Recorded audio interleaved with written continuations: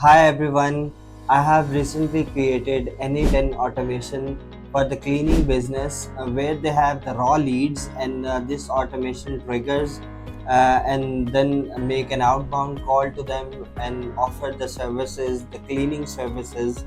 Let me quickly walk through the automation. Come with me. Basically, this automation triggers as soon as the user adds all the client details in the Google Sheet where they are supposed to ask customer name and their phone numbers and their email address and their physical address. And after that, a user can simply press the trigger automation button.